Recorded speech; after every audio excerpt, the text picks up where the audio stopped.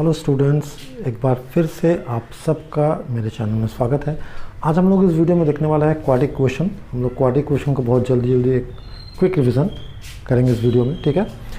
तो बिना समय वेस्ट के हम लोग चलते हैं क्वाड्रेटिक क्वेश्चन का डेफिनेशन में। इसका जो बेसिक डेफिनेशन है वो कहता है कि any equation of the form ax² plus bx plus c equal to 0, इस फॉर्म में कोई भी इक्वेशन को हम लोग क्वाड्रेटिक इक्वेशन कहते हैं जहां पर a b c are real number and a not equal to 0, ठीक है ना। इस फॉर्म का किसी भी क्वेश्चन हम लोग क्वाड्रेटिक इक्वेशन कहेंगे जहां पे a b c कोई भी रियल नंबर हो सकता है, but a should not be equal to 0, क्योंकि अगर a को हम लोग 0 कर देंगे तो ये स्क्वायर का टर्म वैनिश हो जाएगा। क्वाड्रेटिक मतलब हो गया डिग्री 2। क्वाड्रेटिक वर्ड को आप लोग सबसे पहले याद कीजिए, आप लोग पॉलिनोमियल में सुने होंगे। पॉलिनोमियल चैप्टर में हम लोग पढ़े थे quadratic polynomial. A polynomial of degree 2 is called quadratic polynomial. तो क्वाड्रेटिक पॉलिनोमियल को ही अगर हम लोग 0 से इक्वेट करेंगे तो हम लोग को मिलता है एक्चुअली क्वाड्रेटिक इक्वेशन, ठीक है। तो अगर a का वैल्यू 0 हो जाएगा तो फिर ये टर्म वैनिश हो जाएगा, ठीक है। तो इसका फॉर्मल डेफिनेशन ये हो गया कि an equation of the form ax² plus bx plus c equal to 0 where a b c are real number and a not equal to 0 is called a quadratic equation, ठीक है। a b c कोई भी real number हो सकता है but a should not be equal to 0। ये इसका standard form है ax² plus bx plus c equal to 0, ठीक है। एग्जाम्पल में हम लोग a b c का डिफरेंट वैल्यू लेके कई क्वाड्रेटिक इक्वेशन फॉर्म कर सकते हैं। For example 2x² minus x minus 300 equal to 0 quadratic equation है। a हमने 2 लिया, b माइनस 1 लिया, c माइनस 300 लिया। x² minus x minus 6 equal to 0, a1 b minus 1 c minus 6, ठीक है। x² minus 4 equal to 0। ये तीनों ही क्वाड्रेटिक इक्वेशन का एग्जाम्पल है, ठीक है। a b जो हम लोग को कैसे मिला, a b c का डिफरेंट वैल्यूज को लेकर हम लोग इनको फॉर्म किए हैं। अब बात करते हैं हम लोग क्वाड्रेटिक इक्वेशन का रूट्स के बारे में, ठीक है। पॉलिनोमियल चैप्टर में हमने पढ़ा था कि पॉलिनोमियल्स जीरोस के बारे में पढ़ा था कि जीरोस वेरिएबल का वो वैल्यू होता है जिसको पुट करने से पूरा पॉलिनोमियल का वैल्यू 0 हो जाता था, ठीक है। एक इक्वेशन देखते हैं, x² minus x minus 6 equal to 0, ठीक है। अगर हम लोग x अगर पुट करते हैं -2 देन तो क्या मिलेगा हम लोग अगर -2 पुट करेंगे। -2 पुट करने से मिलेगा -2 का square minus -2 minus 6 equal to 0, 4 plus 2 minus 6 equal to 0, 4 plus 2 6 minus 6 0 equal to 0। कहने का मतलब -2 इस इक्वेशन को सेटिस्फाई कर रहा है। कहने का मतलब -2 इस इक्वेशन को सेटिस्फाई कर रहा है, तो हम लोग कहते हैं कि -2 is a root of the given quadratic equation, ठीक है। तो रूट्स हो गया x का वो वैल्यू जो इक्वेशन को सेटिस्फाई करे, ठीक है। इन जनरल हम लोग कहते हैं कि alpha is a root of the equation x² plus bx plus c equal to 0 if a alpha square plus b alpha plus c equal to 0। इसका मतलब हो गया कि अल्फा इस इक्वेशन को सेटिस्फाई कर रहा है, ठीक है। अगर x का वैल्यू इक्वेशन को सेटिस्फाई करे तो हम उसको रूट्स कहते हैं। तो क्वाड्रेटिक पॉलिनोमियल में हमने पढ़ा था कि पॉलिनोमियल का 2 जीरो होता है, ठीक है। तो इसलिए चूंकि ये क्वाड्रेटिक इक्वेशन है तो यहाँ भी x का 2 वैल्यूज मिलेगा, यानी कि हमें क्वाड्रेटिक इक्वेशन का हमेशा 2 रूट मिलेगा। तो अब बात कर रहे हैं method of solving A quadratic equation, ठीक है। क्वाड्रेटिक इक्वेशन हम लोग कौन कौन मेथड से सॉल्व कर सकते हैं। बेसिकली इसके लिए 3 मेथड है। फर्स्ट हो गया बाय फैक्टराइजेशन, सेकंड हो गया बाय क्वाड्रेटिक फार्मूला, थर्ड हो गया एक और मेथड है बाय कंप्लीटिंग द स्क्वायर, ठीक है। तो यूजुअली हम लोग यही 2 मेथड यूज़ करेंगे। अगर हम लोग को सिर्फ क्वाड्रेटिक इक्वेशन को सॉल्व करने बोला जाए तो हम लोग यही दोनों में से कोई एक मेथड लगाएंगे। अगर इस पर्टिकुलरली बोल दिया जाए कि solve by completing the square method, तब इस मेथड को अप्लाई करेंगे, ठीक है। तो एक एग्जांपल हम लोग देख रहे हैं यहाँ पे 6x² माइनस x सॉल्व करना हम लोग को 6x² minus x minus 2 equal to 0, ठीक है। इसको हम लोग करेंगे बाय फैक्टराइजेशन मेथड। तो सिंपल है, we have 6x² minus x minus 2 equal to 0। आप मिडिल टर्म स्प्लिटिंग कर चुके हैं क्लास 9 में, बस मिडिल टर्म स्प्लिट करना है। तो मिडिल टर्म स्प्लिट करेंगे इसको 6x² माइनस मल्टीप्लाई करके 12 लाना है, ऐड या सब्ट्रैक्ट करके -x, तो -4x plus 3x minus 2 equal to 0, दोनों से कॉमन लेंगे, 2x कॉमन आएगा, 3x माइनस 2 प्लस 1 कॉमन आएगा, 3x minus 2 equal to 0, 3x minus 2 into 2x plus 1 equal to 0। अब यहाँ पे एक चीज़ समझने का है कि दो चीज़ का प्रोडक्ट 0 आ रहा है, इसका मतलब है कि दोनों में से कोई एक 0 होगा, अदरवाइज ऐसा कोई भी दो नंबर नहीं होता जिसको मल्टीप्लाई करने से 0 आ जाए। जब इन दोनों का प्रोडक्ट 0 आ रहा है, इसका मतलब है कि आइदर ये इक्वल टू 0 और दिस इक्वल टू 0। तो हम लोग इसको अलग अलग 0 से इक्वेट करेंगे, ठीक है। फैक्टराइज करने के बाद या तो 3x माइनस 2 इक्वल टू 0 होगा या फिर 2x प्लस 1 इक्वल टू 0 होगा। अगर 3x माइनस 2 इक्वल टू 0 होगा तो इससे x कितना निकलेगा, इससे एक x का एक वैल्यू निकलेगा 2/3, और अगर 2x प्लस 1 इक्वल टू 0 होगा तो इससे भी x का एक वैल्यू निकलेगा -1/2। सो इस इक्वेशन का दो रूट आया, एक 2/3 और एक -1/2, ठीक है। अब बात करते हैं हम लोग क्वाड्रेटिक फॉर्मूला का, ठीक है। तो क्वाड्रेटिक फॉर्मूला से डायरेक्ट हम लोग इस फॉर्मूला को यूज़ करके किसी भी क्वाड्रेटिक इक्वेशन को सॉल्व कर सकते हैं। क्वाड्रेटिक फॉर्मूला ये है -x इक्वल टू, ये क्वाड्रेटिक फॉर्मूला इस इक्वेशन के लिए है for ax² plus bx plus c equal to 0। इस इक्वेशन के लिए हम लोग ये डायरेक्ट फॉर्मूला यूज़ कर सकते हैं, -b plus minus √b² minus 4ac/2a। इस फॉर्मूला को हम लोग कहते हैं क्वाड्रेटिक फॉर्मूला, ठीक है। इसका ज़रूरत इसलिए पड़ता है क्योंकि कभी कभी हम लोग देखेंगे कि मिडिल टर्म में स्प्लिट नहीं, कुछ कुछ इक्वेशन है जो मिडिल टर्म में स्प्लिट नहीं होता, ठीक है। तो उस इक्वेशन को हम लोग को डायरेक्टली इस फॉर्मूला से सॉल्व करना पड़ता है, ठीक है। इसमें ये जो रूट के अंदर जो टर्म आ रहा है b² माइनस 4ac, इसको हम लोग कहते हैं डिस्क्रिमिनेंट, और इस डिस्क्रिमिनेंट के ऊपर इसका रूट्स का जो है नेचर डिपेंड करता है, जो हम लोग अगला टॉपिक में देखेंगे, ठीक है। डिस्क्रिमिनेंट को यूजुअल हम लोग डी से डिनोट करते हैं, कैपिटल डी। फिलहाल एक क्वेश्चन देखते हैं, x plus 1/x equal to 3, ठीक है। देखते हैं ये कैसे सॉल्व करते हैं।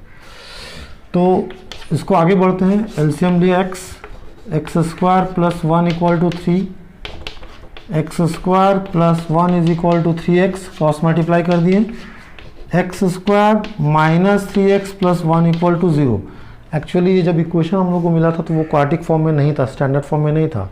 हम लोग इसको पहले सिंप्लीफाई करके स्टैंडर्ड फॉर्म में लाएंगे, तो ये अब स्टैंडर्ड फॉर्म में आया, x² minus 3x plus 1 equal to 0, ठीक है। ये क्लियरली एक क्वाड्रेटिक इक्वेशन है, ठीक है। इसमें a1 है, b माइनस 3 है, c1 है, ठीक। तो इसको क्लियरली देखा जा सकता है कि ये मिडिल टर्म में नहीं टूटेगा, ठीक है। इसको मिडिल टर्म में नहीं तोड़ सकते, तो हम लोग क्या करेंगे, यहाँ पे क्वाड्रेटिक फॉर्मूला यूज़ करेंगे, ठीक है। तो यहाँ पे a हमारा कितना है 1, b कितना है -3 और c कितना है 1, ठीक है। तो therefore x is equal to -b plus minus √b² minus 4ac/2a, -b is -3, -3 plus minus √b² -3 का square 9 minus 4ac, 4 into 1 into 1 that is 4/2a, that is 2 into 1, ठीक है। That is equal to 3 plus minus √5/2।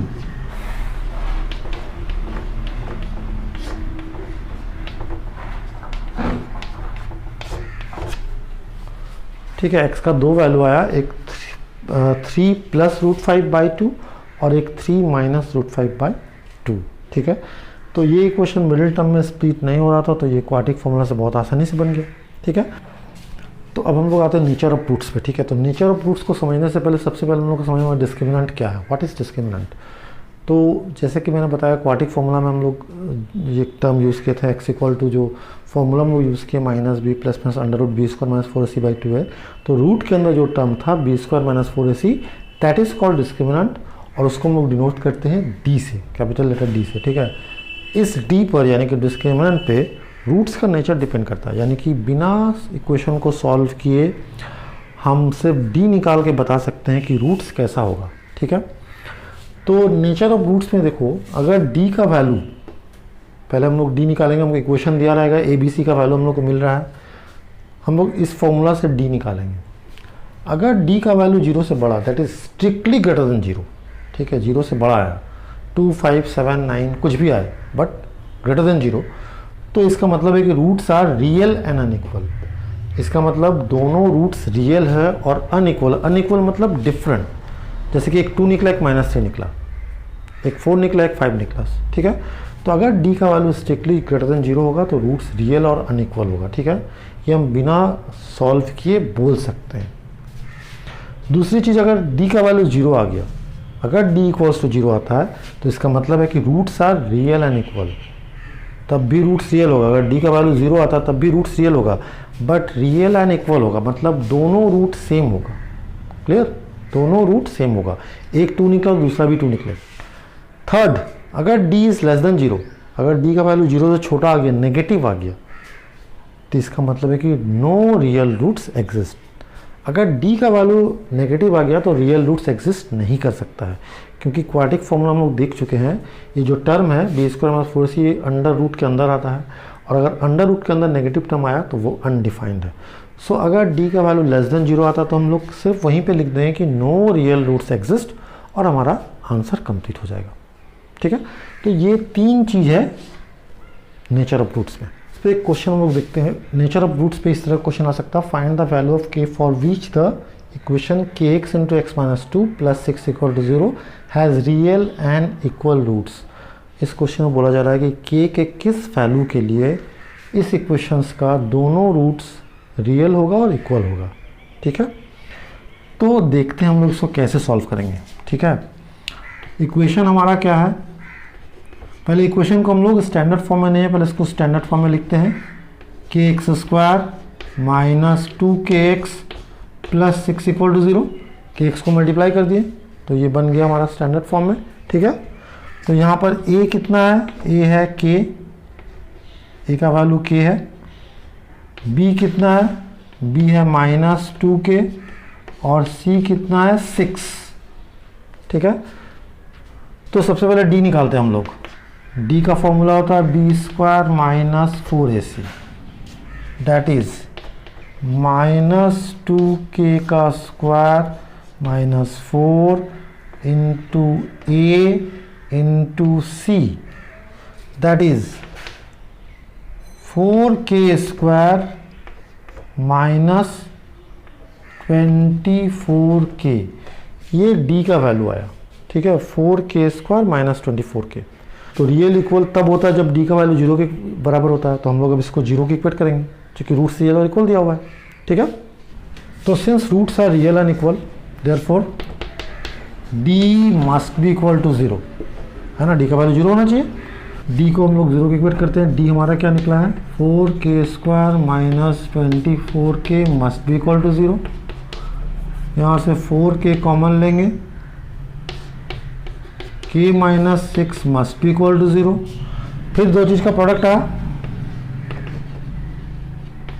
Either 4k equal to 0 और k - 6 equal to 0। इससे k equal to 0 आ गया और इससे k equal to 6 आ गया। But k equal to 0 possible नहीं है, क्योंकि अगर k इक्वल टू 0 होगा तो हमारा जो इक्वेशन था, इनिशियली जो हम लोग को इक्वेशन मिला था, हमारा इक्वेशन क्या था, हमारा इक्वेशन था kx × x - 2 + 6 = 0। तो अगर इसमें हम लोग k का वैल्यू 0 पुट कर देंगे तो इक्वेशन वैनिश हो जाएगा।